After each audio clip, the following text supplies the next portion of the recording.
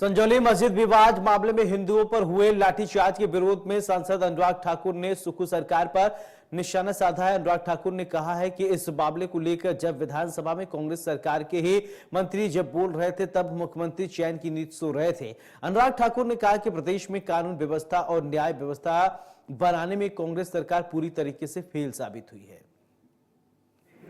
राहुल गांधी जी का हर विदेशी दौरा भारत को अपमानित करने के लिए होता है, नीचा दिखाने के लिए होता है और वो राजनीतिक लाभ लेने के लिए कई बार राष्ट्र का नुकसान कर बैठते हैं। दुर्भाग्य ये है कि उस परिवार और उस पार्टी से आने वाला व्यक्ति जो 60 साल सत्ता में रहे हों, वो विदेश से बाहर जाकर उन ताकतों से मिलते हैं जो भारत के खिलाफ षड्यंत्र रचते हैं। कुछ ऐसे लोग हैं जो भारत के खिलाफ जहर उगलते हैं और ये बाहर जाकर जितना झूठ बोलते हैं उसका राजनीतिक लाभ लेते लेते वो राष्ट्र का नुकसान कर बैठते हैं। हिमाचल प्रदेश की कांग्रेस की सरकार तो बनी ही और उसके बाद पहला बयान मुख्यमंत्री सुक्खू जी का आया था तो उन्होंने कहा था हम 97% हिंदुओं को हरा कर आए। 97% हिंदुओं वाले हिमाचल प्रदेश में उनको हरा कर आए, यानी कि हिंदुओं की सोच को हरा कर आए। जिसकी सोच ही ऐसी होगी मुख्यमंत्री जी से लेकर सरकार तक, वहां पर जब इस विषय पर विधानसभा में चर्चा हो रही थी, अपनी ही सरकार का मंत्री इस बात को उछाल रहा था तो मुख्यमंत्री जी शायद सो रहे थे। दुख की बात है कि सरकार 1.5 साल से सो ही रही है।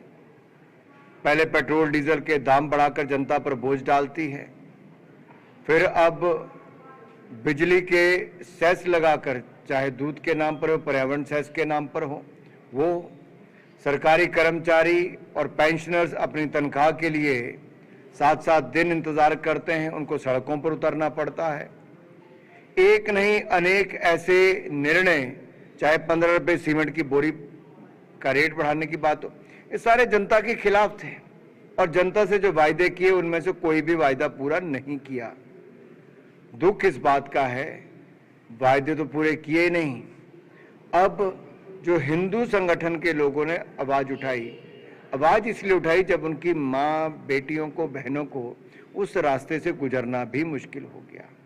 आवाज इसलिए उठाई कि वहां पर ऐसे तत्वों का डेरा जमावड़ा शुरू हो गया जिनके आधार कार्ड भी फर्जी थे। ऐसी गतिविधियां शुरू हो गई जिसका राजधानी में नहीं होना चाहिए था, हालांकि हिमाचल प्रदेश के किसी हिस्से में भी नहीं होना चाहिए। उसके बाद भी अगर सरकार सोई रहे